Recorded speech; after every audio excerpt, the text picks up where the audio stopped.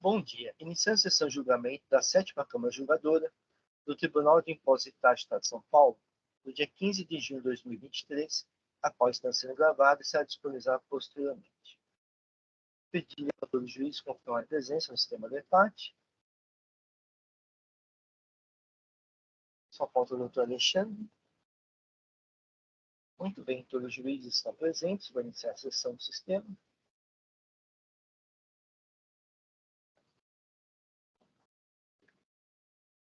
Muito bem, temos 4 processos no dia de hoje. A observação: o processo de movimento de soluções em transporte tributário a ser retirado de pauta, uma vez que a relatora, a doutora Maria Selma, não está presente no dia de hoje. Então, vamos começar os trabalhos com os processos em que há pedido de sustentação oral e o patrão está presente. Então, pela ordem de chegada à sessão, vamos começar com o processo JBS-SA, é um recurso de ofício, relator do Dr. Paulo Maceta. Só um momento que eu vou fazer o registro da presença do patrono.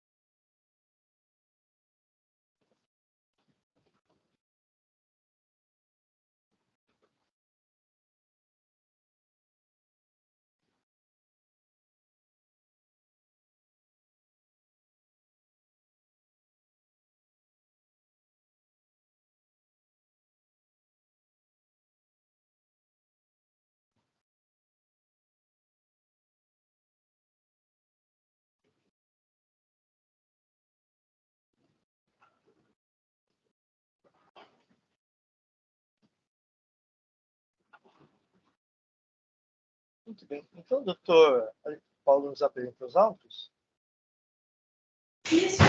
Ok. O AIN apresenta 11 infrações. Eu vou só falar da 2 e da 6, que vão ser as que estão em julgamento agora. O item 2 é deixar de pagar o ICMS por emissão e escrituração de notas fiscais eletrônicas, integralmente relacionadas em demonstrativo específico, referentes a saídas a título de vendas interestaduais de mercadoria e operações tributadas com erro na determinação da base de cálculo. Um segundinho só, pessoal, deixa eu só...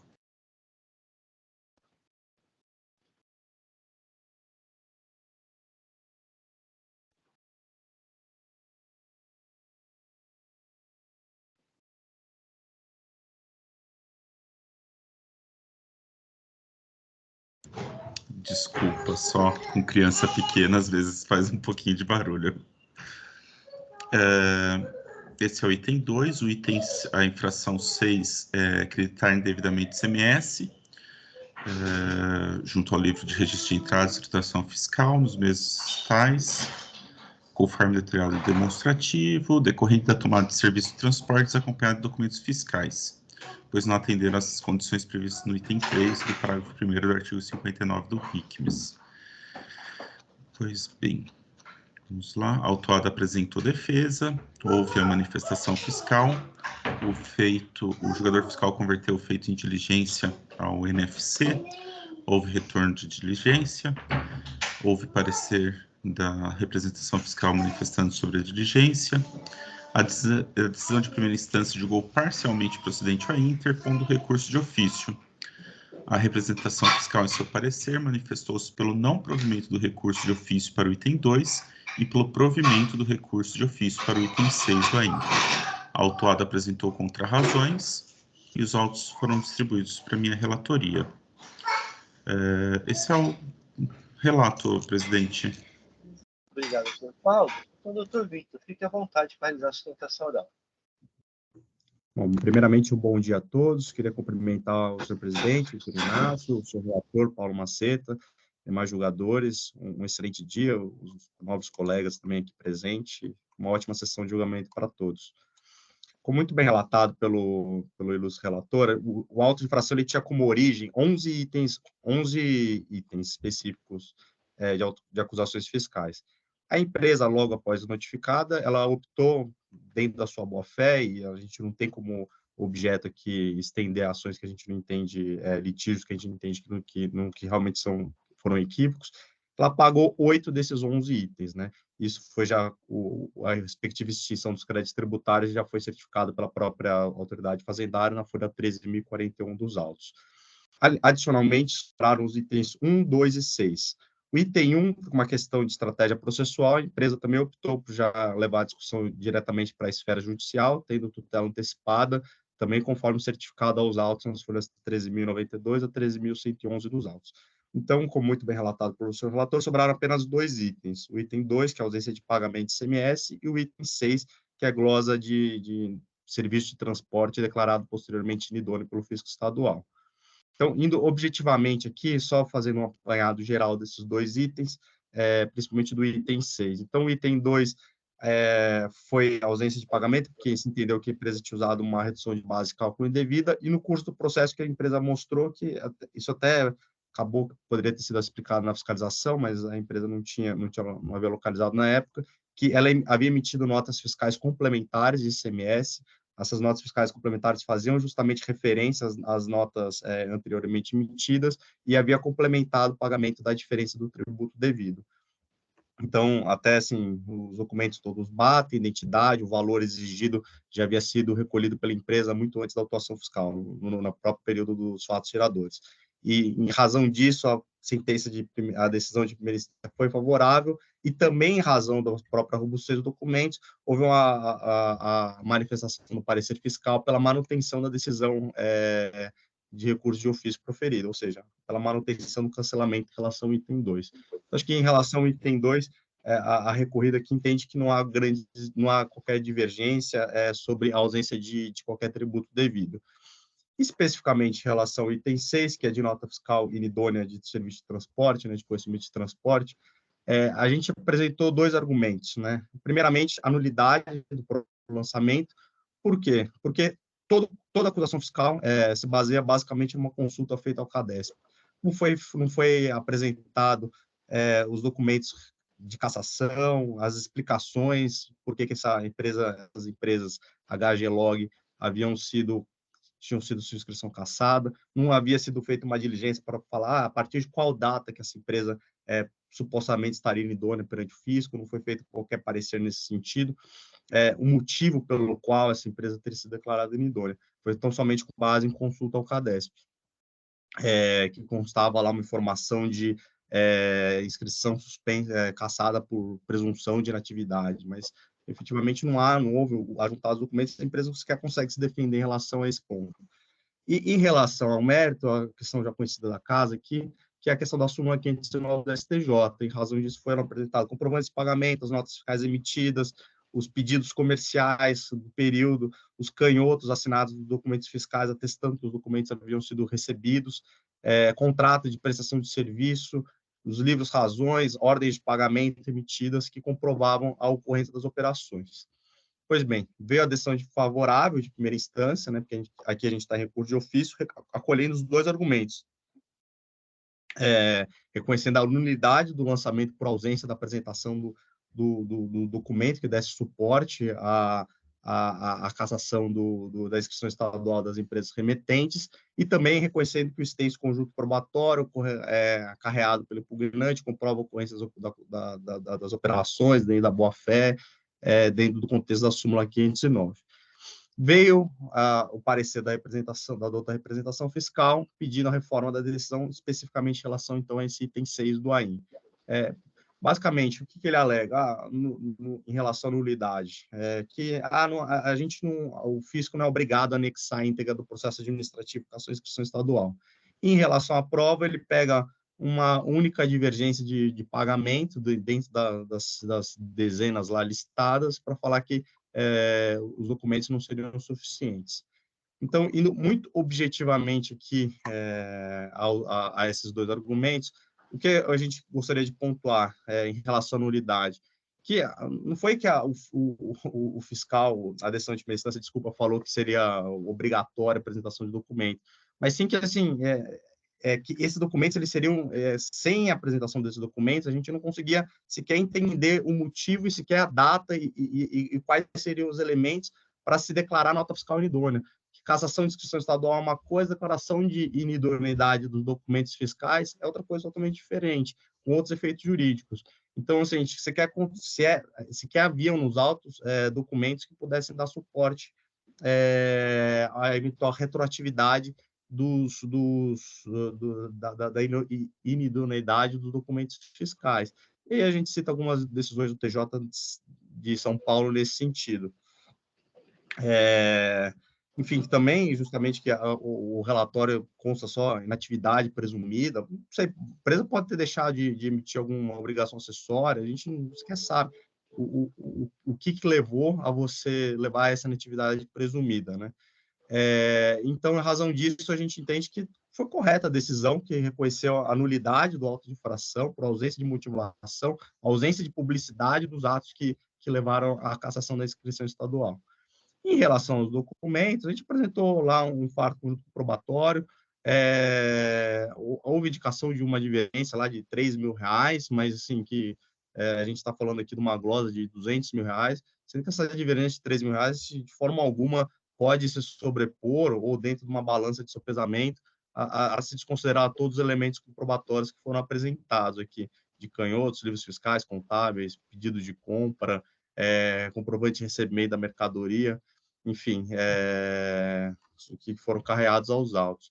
Então, assim, dentro desse contexto que a gente pleiteia justamente pela manutenção da decisão proferida, que reconhecer a procedência do auto de infração, ou subsidiariamente, ainda que porventura se entenda que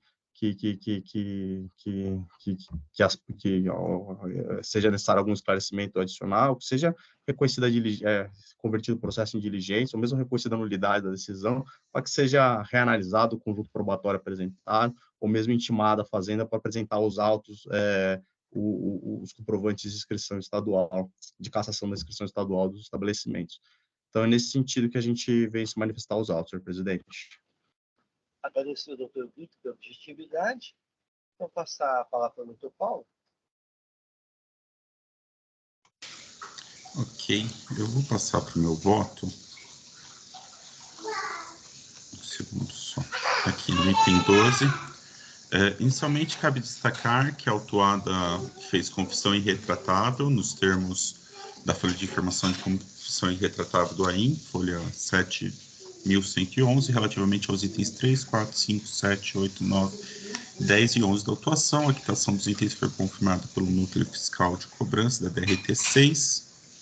Ainda o item 1 foi mantido pela decisão ACO, a qual não foi objeto de recurso por parte da autuada, restando assim não controvertido e, portanto, deve ser mantido. Assim, o presente voto versará sobre os itens 2 e 6 que foram cancelados pela julgadora fiscal. O item 2 do auto de infração refere-se à falta de pagamento de ICMS por erro na determinação da base de cálculo. Todavia, a autuada apresentou em sua defesa as notas fiscais complementares que corrigem as notas fiscais autuadas. Em maiores detalhes, as notas fiscais autuadas são as de número 760.253 e 760.363. Já as notas fiscais de número 761.005 e 761.006 foram emitidos para complementar o ICMS das notas emitidas com erro na base de cálculo. Tal fato é comprovado pelo campo de informações complementares das notas fiscais complementares, fazendo referência às notas fiscais autuadas e com o valor do imposto coincidente com os apurados pela fiscalização. Dessa forma, havendo a emissão das notas fiscais complementares dentro do mesmo mês de emissão das notas fiscais com erro na base de cálculo, houve a correção do erro, o que invalida a infração. Dessa forma, deve ser mantido o cancelamento do item 2. Segundo só. Item 2 do AI. Passo a análise do item 6.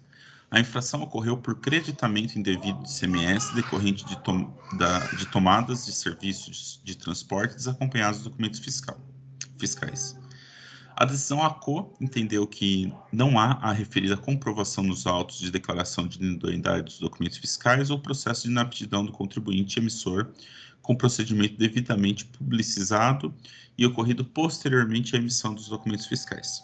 Meu entendimento vai em sentido inverso. A folha 6608 é apresentada consulta ao CADESP da empresa Diresul, HG Log Multimodal Limitada, ME, no qual consta que a empresa está em situação inapta desde 30 de 4 de 2014. A folha 6609 é apresentado consulta ao cadastro da empresa HG Log Multimodal Ltda, na qual consta que a empresa está em situação inapta desde 30/6/2018. Assim, não entendo que seja necessário o fiscal comprovar o procedimento de inabilitação das empresas, até porque tal procedimento é ato administrativo que não pode ser questionado em sede desse contencioso administrativo tributário. Assim, certo que as empresas estavam em situação inapta, dados os documentos fiscais de folha 6608 e 6609, e os documentos emitidos posteriormente a estas datas devem ser considerados inábeis. O contribuinte alega sua boa-fé nessas operações, a qual deve ser analisada através da súmula 509 do STJ. Tal súmula indica que para que haja o conhecimento da boa-fé é necessário que ocorra o cumprimento cumulativo de 3 requisitos: a demonstração da veracidade das operações de compra e venda, inclusive com a apresentação das suas tratativas comerciais e da comprovação dos transportes de mercadorias, a comprovação de que o contribuinte, à época das operações, verificou a regularidade fiscal de seu fornecedor e a existência de provas de pagamento às empresas cujos documentos fiscais foram declarados inidôneos. A autuada apresenta farto material comprobatório, composto por contrato celebrado com a empresa Diresul, relação dos lotes de pagamento de serviços de transporte, CTEs que integram o lote de pagamento tal, notas fiscais correlatas aos CTs que compõem o lote de pagamento tal, pedidos comerciais referentes às notas fiscais relacionados aos CTs que compõem o lote tal, canhotos. Bem, eu vou me abster de ler todos aqui, mas estão no meu voto aqui. Todavia, 2 fatos chamam a atenção. O primeiro diz respeito à falta de comprovação de que o contribuinte, à época das operações, verificou a regularidade fiscal do seu fornecedor, dos seus fornecedores. Segundo, a indicação no parecer em recurso de ofício da representação fiscal que informa, a título de exemplo, temos o CTE 1316 no valor tal, emitido pelo fornecedor Diresul, que foi incluído na autuação por crédito indevido lavrada pelo fisco. No entanto, buscando comprovar o pagamento relativo a esse CTE, a recorrente apresentou vasta documentação na qual o CTE 1316 consta como se tivesse o valor de 3.576 e não 7.071, como se pode notar no documento de folha 7228. Assim, considero que não é cumprido o requisito de comprovação da verificação da regularidade fiscal do fornecedor exigida pela súmula 509 do STJ e que há inconsistências graves na comprovação de pagamentos. Pelo apresentado, entendo que não é comprovada a boa-fé da autuada e deve ser mantido o item 6 do presente ainda. Aqui, só para esclarecer para os meus pares, a súmula 9 elenca 3 itens, né? E um item não é cumprido, que é a comprovação da verificação de regularidade fiscal do fornecedor. E também temos alguma inconsistência na comprovação do pagamento. Ademais, entendo que nesse momento deve ser aplicada a nova redação da súmula 10 no presente caso, para limitar os juros à taxa Selic. Ante o exposto, conheço do recurso de ofício e ele dou parcial provimento. Dessa forma, fica mantido o item 1, cancelado o item 2 e restabelecido o item 6, bem como limitados os juros à taxa Selic. Presidente, é assim que eu voto. Estou só registrando meu voto aqui, que eu fiz umas alteraçõezinhas.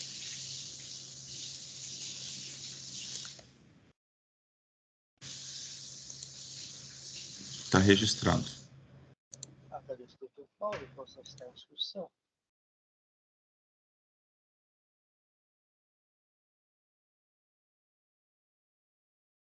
Muito bem.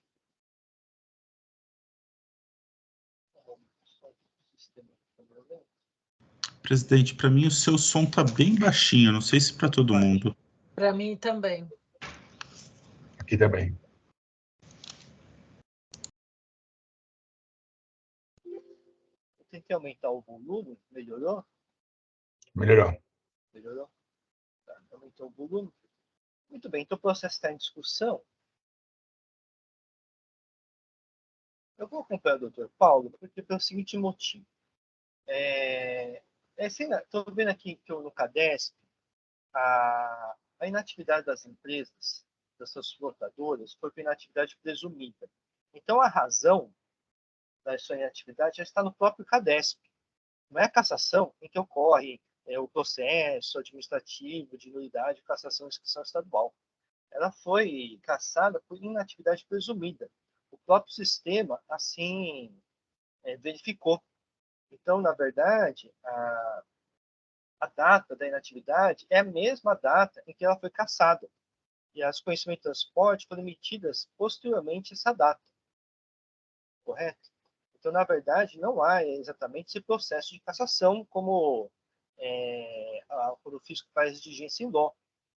O motivo dessa cassação foi depois do próprio sistema que constatou que a empresa não estava mais entregando GIA, FD, emitindo nota. Então, foi inatividade presumida.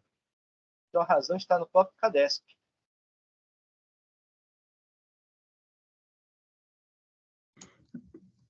Senhor presidente, só uma questão de ordem aqui, mas a empresa emitia nota nesse período aqui, tanto que as notas fiscais foram emitidas. Sim. Mas só que ela não estava entregando GIA e provavelmente nem fazendo escrituração por um longo tempo. Então, o próprio sistema, ele constata uma inatividade presumida. Né? É o que está aqui no CADESP. Então, não há exatamente um processo de constatação da cassação de inscrição estadual, quando o fisco faz as diligências no local. E as notas, ou seja, na época, se você tirasse uma consulta cadastral na época da emissão das notas fiscais, já ia constatar que ela estava irregular na época da emissão desse conhecimento de transporte.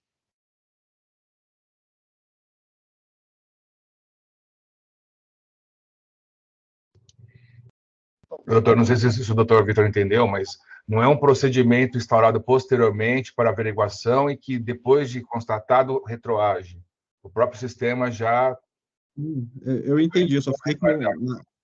Então, não é algo a posterior que volta no tempo e pega a JBS de surpresa.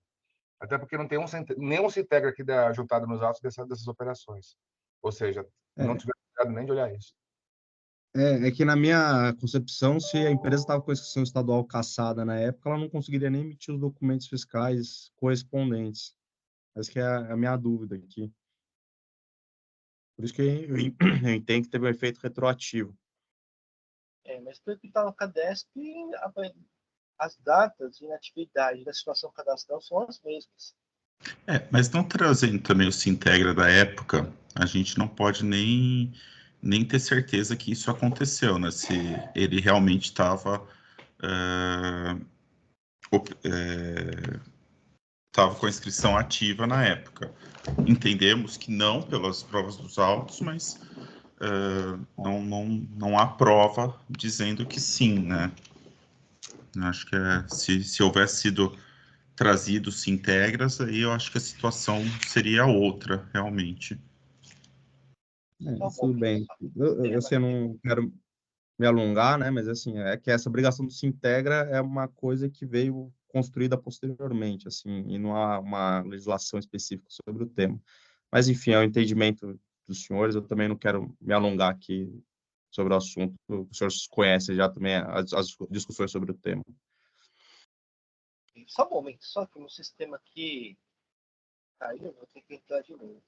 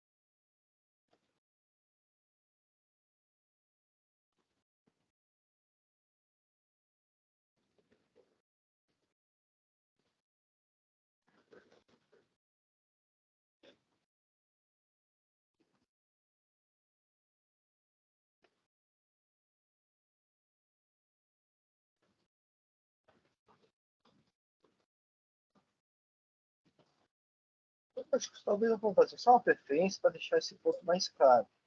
Tudo bem? Só um momento só.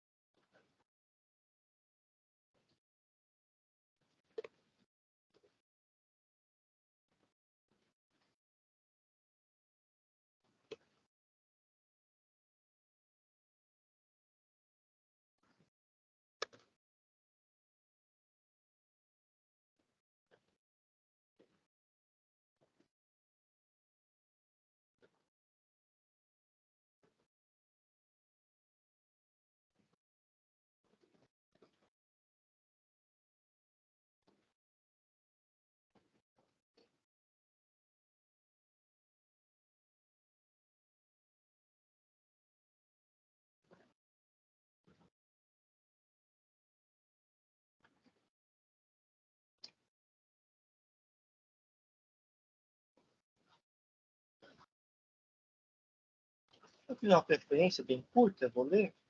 Quanto ao item 6 do AIM, verifico que, conforme o CADESP, as empresas já estavam em situação irregular antes da emissão do CPS, uma vez que a cassação decorreu da inatividade presumida. Assim, no próprio CADESP consta a razão da cassação. Ainda não há se integra para verificar que a situação cadastral à época constava que as empresas estavam ativas, contrariamente ao que consta no CADESP. Deste modo, e no mais, acompanho integralmente o extrator, depois de ofício conhecido e parcialmente provido.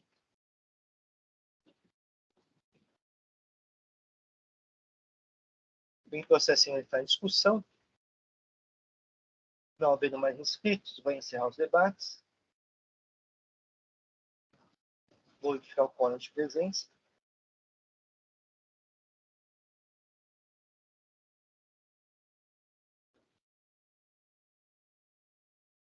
E vou iniciar a votação.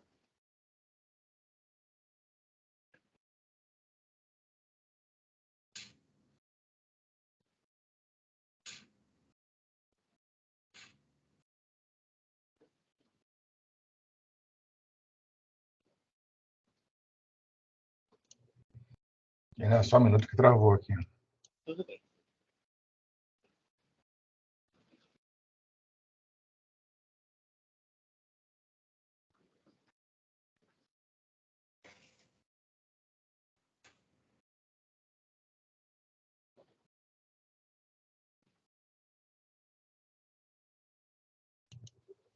Foi.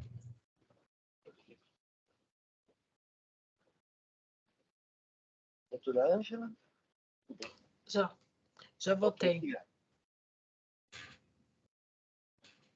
Encerrada a votação, doutor Vitor. O recurso de ofício foi conhecido e parcialmente provido nos termos do meu voto e no voto do doutor Paulo. Agradeço a presença do doutor. Obrigado, bom dia a todos. Obrigada, bom dia.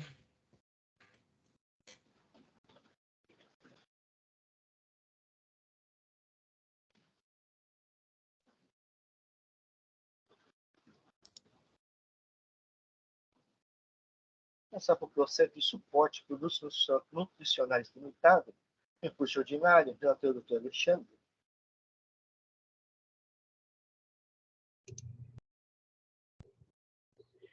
Bom dia a todos.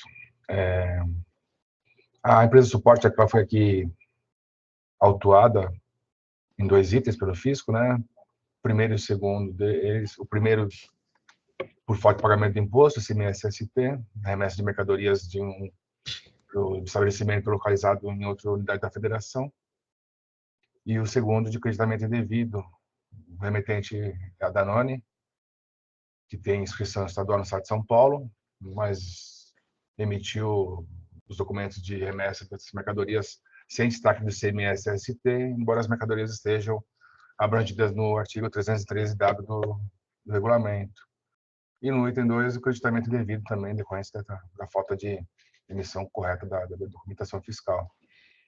As empresas apresentaram, a Danone é solidária nesse processo, né? Apresentaram defesa. Foi mantida, o auto de infração foi mantido integralmente em primeira instância, e apresentaram um recurso ordinário semelhante, com alegações semelhantes. A Danone só destoa quando questiona a solidariedade na discussão. Acusam a decisão recorrida de falta de manifestação sobre os itens C e D da defesa, e, em regra, questionam a acusação fiscal, seja pelo princípio da não cumulatividade, seja por suposta não comprovação dos fatos geradores presumidos posteriores à entrada da mercadoria, enfim. Esse processo já foi pautado há 2 sessões atrás, há 2 semanas atrás, né? Na última sessão, e o patrono acho que comparece hoje para esclarecer dúvidas aqui a respeito do assunto. Eu já adianto, doutor, que eu não trouxe o voto, porque preciso ouvir a posição das empresas, acho que o doutor representa as duas, sobre esse assunto, até porque essa operação, essa autuação, ela abrange um período até meio extenso, né? E que vai até 2020, e parece que depois essa metodologia adotada aqui foi modificada. Então, eu gostaria de entender o que aconteceu.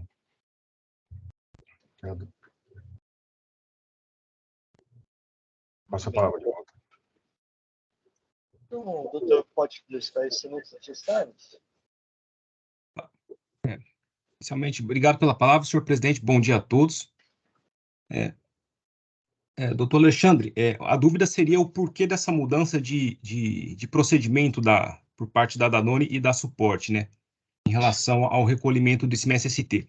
Isso se deu exatamente por conta dessa divergência da interpretação a respeito da regra de exceção que incide, no caso concreto, com relação ao regime de distribuição tributária. Porque existem outras autuações mais antigas, inclusive há um caso judicializado também a respeito do tema, e quando foi lavrado esse auto de infração, foi lavrado outros 3 também, só que foram em valores menores, e por conta disso não teve o recurso ordinário, acabou sendo julgado em recurso voluntário, teve um trâmite mais rápido, e agora está sendo ajuizadas as execuções fiscais pela Procuradoria. Mas a mudança se deu por conta dessa regra de exceção, porque realmente os produtos alimentares autuados, eles se sujeitam à substituição tributária.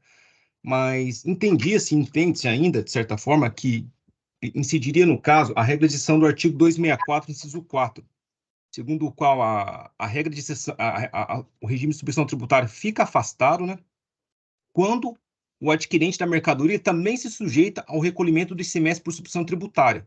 E no caso da suporte, ela também é importadora desses mesmos produtos que foram comercializados em Danone e suporte, ou seja, entre esses produtos que foram objeto das operações autuadas. Então, pelo fato da suporte também se sujeitar à substituição tributária, entendia-se a Danone aqui, a remetente, né, entendia-se que não seria o caso de fazer a retenção do ICMS-ST e tributar sob o regime normal, com a transferência do crédito para posterior abatimento ele pela suporte, pela não cumulatividade. Doutor, só então, já que essa dúvida, o período é longo, essa dúvida surge lá no início, houve alguma consulta da Danone ou da... Não houve. Não houve. Quanto a isso, eu não tenho conhecimento, mas acredito que não, porque a gente não questionaram. Só ficou na dúvida, e na dúvida seguiu-se o procedimento que foi o objeto da autuação.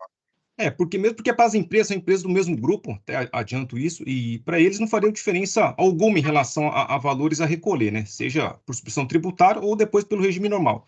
Então, tendo visto que frequentemente havia fiscalizações e autuações, decidiu-se alterar em algum momento aí o procedimento. Tá? E só um outro esclarecimento, doutor, essa dúvida, né, surge pelo fato da suporte, além de ser importadora, ela será atacadista também. Então fica a dúvida, incide ou não a regra de exceção? Há uma dúvida de interpretação, então até a gente trouxe aí no recurso ordinário, não quero alongar muito porque numa sustentação oral, mas diante dessa dúvida, entende-se que deveria ao menos se dar aí a interpretação mais favorável ao contribuinte nos termos do artigo 112, inciso 1 e 3 aí do Código Tributário Nacional. Ok. Então, a base, então, realmente era uma dúvida de interpretação da legislação, não houve nenhum fato diverso aqui. Os produtos são os mesmos, doutor? Oi? Os produtos origem da autuação são os mesmos que são importados pela suporte? Sim, os NCM são os mesmos. A gente até juntou juntamente com a inicial, se não me engano, é o DOC 5, né? Algumas DIs, né? Umas declarações de importação comprovando isso. Sim, algumas. Para a minha dúvida é se tudo que consta das notas do item 1 são produtos também importados pela suporte. Ela também é importadora desses produtos. Ela importou já. Caracteriza como importadora. Mas não há prova aqui de que nesse período ela fazia a importação desse mesmo produto. Eu acho que essas DIs comprovam, doutor. Tá bom. Acho que para mim tá bom, Inácio. Tudo bem. Então, a pedido do doutor Alexandre, o processo não será votado hoje. Então, eu vou devolver para a agenda da pauta. Tudo bem, doutor Alexandre? Ok. Então, o processo vai ser devolvido para a agenda da pauta. Agradeço a presença do doutor Roberto. Muito obrigado. Desejo uma boa sessão a todos. Obrigado, doutor. Obrigado, bom dia. Obrigada.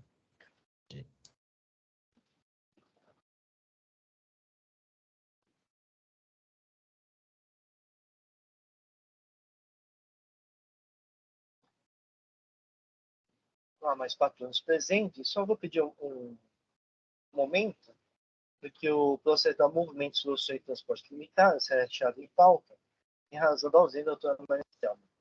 No momento que eu vou entrar no sistema para devolver este processo para a agenda da pauta.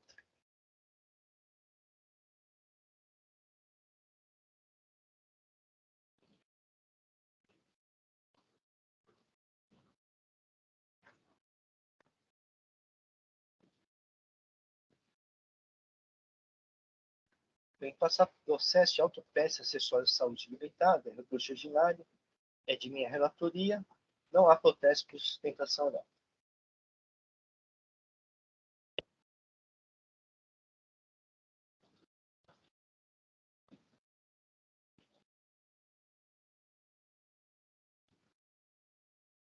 Muito bem, o recurso ordinário é a apuração fiscal deixar de pagar ICMS por ter sido desenquadrado em regime de Simples Nacional em vista de procedimento de exclusão nos termos da portaria Caixa 32 de 2010. As diferenças de imposto a apurar referência ao ICMS devido, calculado nos termos do regime real de apuração, em vista da exclusão do regime do Simples Nacional. A adição por instância do procedimento FAIM, inconformado com a decisão por instância, o contribuinte interpôs recurso ordinário, apresentando em seguintes alegações: nulidade da auto-infração por ausência de notificação prévia, nulidade da auto-infração, pessoa jurídica baixada, cancelamento do AIM, não enquadramento do fato à norma, cancelamento do AIM, erro material de apuração, e cancelamento do auto-infração, erro na correção dos créditos tributários, com fundamento na Lei 13.908/2009. Então, por fim, requer a nulidade de todos os atos processuais anteriores à edição recolhida, devolvendo-se o prazo para recurso, a nulidade da auto-infração e seu cancelamento. A douta imputação fiscal manifestou-se por não prometer curso ordinário, por seu mérito e a limitação dos juros à taxa Selic. Vou passar ao voto. Preliminarmente, não acolho o pedido de devolução do prazo para recurso. Embora tenha apresentado defesa em papel timbrado do escritório de advocacia, ela não foi assinada ou identificada por qualquer advogado ou representante da empresa. Assim, não havendo reidentificação de qualquer procurador, a intimação de área eletrônica foi realizada nominalmente apenas à própria empresa, não havendo, portanto, qualquer vício. Ainda, a autora apresentou seu recurso ordinário tempestivamente, ou seja, não houve qualquer prejuízo ou dano a ensejar a pretensão da recorrente, que, ademais, não restou qualquer momento demonstrado. Fernando Moraes Salaberry expõe: identificar prejuízo, significa fazer, reconhecer o prejuízo ou mostrar prejuízo. Se não há identificação do prejuízo, não se pode afirmar sequer que existe um prejuízo. Justificar prejuízo significa apresentar provas de prejuízo. Não basta identificar o prejuízo, que uma irregularidade pode causar. É necessário justificar esse prejuízo demonstrando o dano causado. Quando destaque não foi o pedido autuado. No tocante à alegação de nulidade da auto-infração por ausência de notificação prévia, não assiste razão autuada.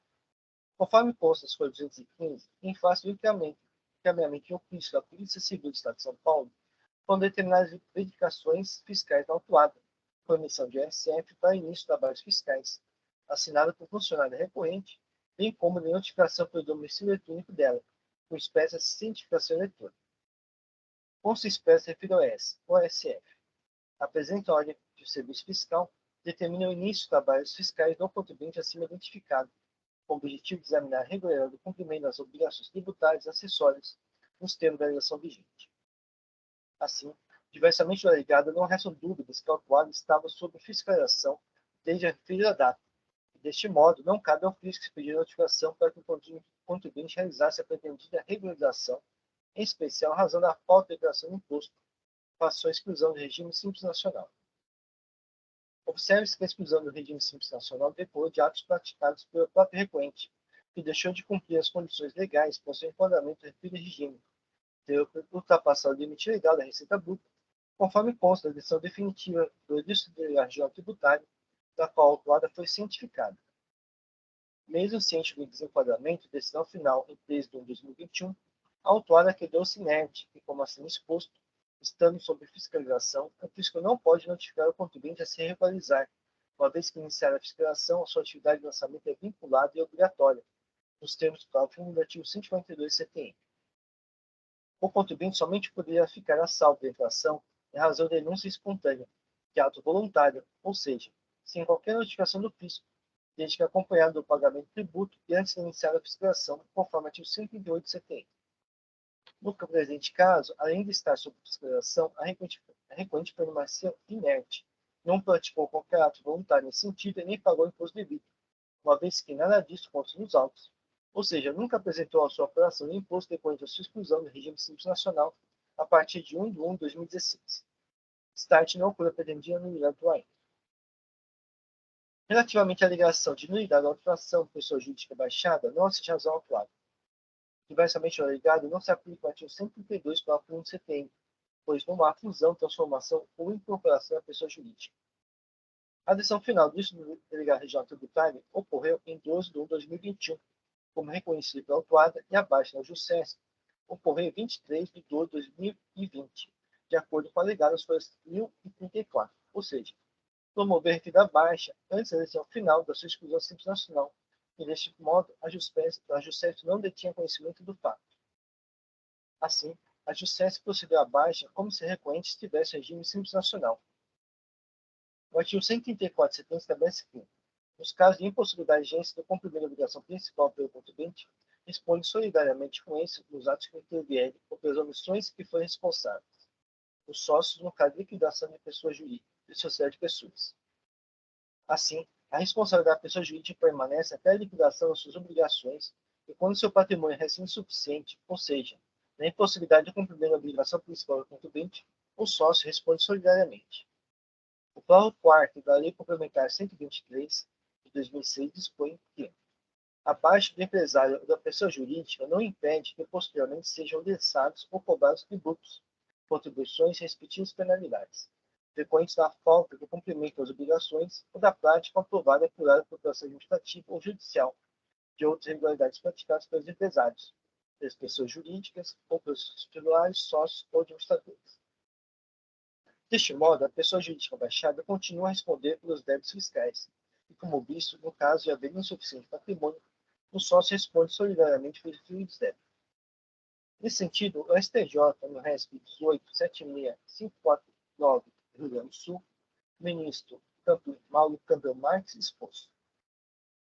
Por outro lado, parece razoável observar que, no caso de questão, não pode ser enquadrado na hipótese de solução irregular, uma vez que existiu o regulamento das micro e pequenas empresas, a possibilidade de solução regular, sem apresentação de certidão da regularidade fiscal. Faculdade esta inclui o sistema jurídico prático para facilitar o término das atividades das pessoas jurídicas, mas não pode servir de escudo para inadimplemento de dívidas fiscais. Aliás, há que se considerar o próprio artigo 9º, parágrafo 4º e 5º, Lei Complementar 123 de 2006, ao tratar da baixa do ato constitutivo da sociedade, esclarecer que tal ato não implica a extinção da satisfação de obrigações tributárias, nem tampouco do afastamento da responsabilidade dos sócios, aproximando o caso ao incuspido no artigo 134, inciso 7 do CTN. Assim, diversamente do alegado, a auto-infração não foi lavada de forma indevida, pois o infrator foi pessoa jurídica, como consta no campo 12 das folhas 1, ela continua a ser o devedor principal e somente na impossibilidade de agência do seu cumprimento, os sócios passam a responder solidariamente. Então, destaque não ocorre a pretendida nulidade da auto-infração. Quanto à alegação de cancelamento do AIM, no enquadramento de fato norma, não assiste razão à recorrente. Como exposto no item 2, este voto não há obrigação da concessão de prazo para regularização quando já iniciada a fiscalização, como ocorre no este caso. A data do início do efeito da exclusão do Simples Nacional consta expressa na eleição final do delegado geral tributário, ou seja, a partir de 1 de 10 de 2016. Ou seja, desde essa data, a apuração do imposto deve ser obrigatoriamente realizada pelo regime real de apuração. E como exposto no item 2 desse voto, a autora mantém-se inerte desde 13 de 1 de 2021, data em que a autora teve ciência da decisão, ou seja, não procedeu à apuração devida do imposto e nem do seu correspondente recolhimento. Observe que se trata de ato declaratório, não constitutivo, ou seja, desde 1 de 10 de 2016, a autora não cumpria as condições para se enquadrar no regime do Simples Nacional. Assim, desde tal data, deveria cumprir as obrigações decorrentes do regime real de apuração. Assim, a razão de deixar de pagar o imposto ao devido enquadramento do fato ao tipo previsto no artigo 35, inciso 1, a linha L da Lei 604. Está diversamente alegado a enquadramento do fato à norma devidamente tipificada, não procedendo à pretensão do cancelamento da autuação pela razão apresentada. No tocante à alegação do cancelamento do AIM, erro material de apuração, não assiste razão à recorrente. Alega recorrente que haveria mercadoria sujeita à substituição tributária, e a seu imposto já teria sido pago. Não basta que eventualmente haja mercadorias previstas na norma como sujeito à substituição tributária, mas sim que houve a devida retenção antecipada do imposto. As notas fiscais de saídas emitidas atuadas, o suposto livre registro de saídas, não provam que houve a retenção antecipada do imposto, mas tão somente que as saídas promovidas pela recorrente ocorreram sem tributação. Enquanto ao CFLT, trata de informação unilateral da recorrente sem prova por outros meios. Ao Código Civil expõe que os livros e fichas dos empresários e sociedades provam contra pessoas a que pertencem, em seu favor quando escriturários de serviço extrínseco ou intrínseco forem confirmados por outros subsídios. A retenção antecipada do imposto por substituição tributária ocorreria quando da sua aquisição de mercadorias, desde que, entre outros, a nota fiscal de aquisição seja hábil e idônea, com referida à retenção do ICMS. Nesse sentido, a recorrente não trouxe provas efetivas nos autos. As planilhas de folhas 988 a 997 não possuem prova, uma vez que não são livros ou documentos fiscais oficiais. Foram produzidos unilateralmente pela autuada e não há confirmação de suas informações por outros subsídios. Note que nas notas fiscais municipal autuada também não consta qualquer informação quanto à retenção principal do imposto, como determina o artigo 274 do terceiro regulamento. Assim, não há qualquer prova de que houve a retenção do imposto por substituição tributária. Do mesmo modo, não há prova de que efetivamente ocorreram devoluções de mercadorias, pois as planilhas foram produzidas unilateralmente pela autuada, não havendo respectivas notas fiscais e nem a confirmação de destinatários de mercadorias no sentido de atestar as devidas a devoluções. O auto de inflação trata de lançamento de ofício, onde se exige um imposto não declarado pelo contribuinte. A não comum atividade exige o direito do contribuinte em se acreditar do semestre anteriormente cobrado pela compensação do imposto devido pelas suas operações e prestações tributárias pelo ICMS. Assim, trata-se de um direito que deve ser exercido pelo contribuinte não pelo fisco, respeitando as condições estabelecidas na legislação, como a idoneidade das notas fiscais e como consta para primeiro, artigo 38 da Lei 674.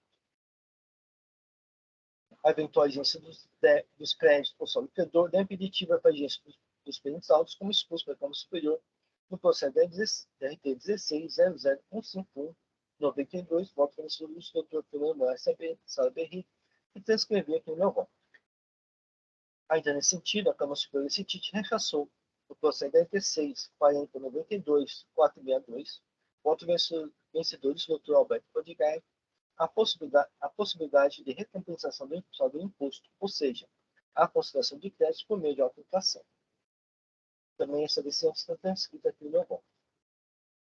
O auto-inflação utilizou as informações da Receita Bruta declarada pelo autuado, Programa Gerador do Documento de Arrecadação do Simples Nacional e das declarações de informações socioeconômicas e fiscais, entregues pelo autuado no portal do Simples Nacional da Receita Federal. Assim, goza de veracidade. Se refere às declarações que da autuada não estão incorretas, caberia a autuada trazer provas nesse sentido, mas nada fez. Assim, vai ser delegado, a auto-inflação não está respaldando qualquer erro material e atendeu devidamente o artigo 34, parágrafo 1º da Lei 13457, artigo 142 CTI. Start na competência da recorte. Quanto à alegação do processamento da auto-inflação, erro na correção dos créditos tributários, fundamento da Lei 13918, nossa razão recorte. A revisar a súmula 10 desse título exposto, que os juros de mora aplicados ao montante do imposto e multas exigidas na auto-inflação estão limitados à taxa Selic. O artigo 52 do Lei 674 determina a carta vinculante da súmula transitória desse título. Assim, os juros de mora aplicados devem ser limitados à taxa Selic. No entanto, tal fato não causa qualquer marca na aplicação, pois basta o recálculo da aplicação de juros, que é perfeitamente possível. O artigo 11 da Lei 13457 estabelece que as incorreções ou omissões da aplicação não acarretarão sua nulidade, podendo constar elemento suficiente para determinar com segurança a natureza da infração e a pessoa do infrator. A pessoa do infrator e a natureza da infração estão determinados com segurança pelo exposto no índice voto. Assim, não há nulidade da infração a ser declarada, descabendo seu pretendido cancelamento. Pelo exposto, conheço o curso ordinário para o mérito da área parcial provém apenas para limitar os juros aplicados ao montante do imposto e a multa à taxa Selic. Assim que eu voto, peço licença apenas para fazer uma pequena correção de erro de digitação, para muito só.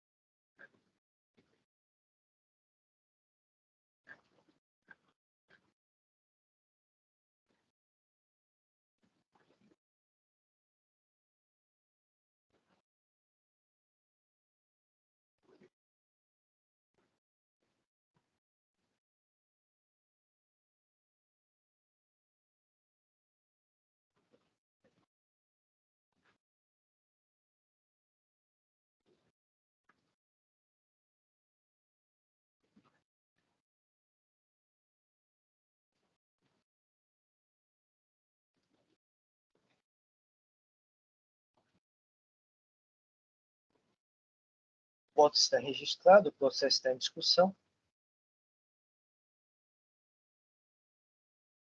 Não havendo inscritos, vou encerrar os debates. Vou verificar o quórum de presença.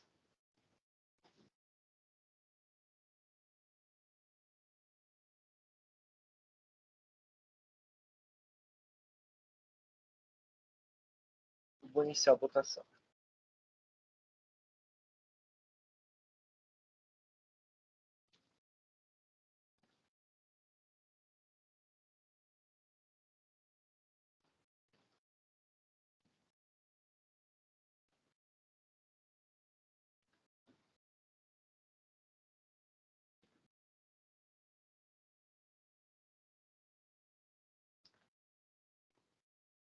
Iniciada a votação, o recurso ordinário de autopeça e acessórios de saúde limitada foi conhecido e parcialmente provido em termos do normal.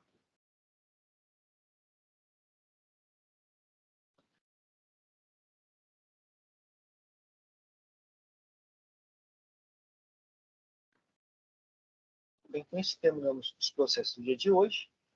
Então podemos encerrar a sessão de julgamento dessa 7ª Câmara Julgadora do Tribunal de Impostos e Taxas do Estado de São Paulo, do dia 15 de junho de 2023. Agradeço a presença de todos. Pedir para os votos encerrar a gravação.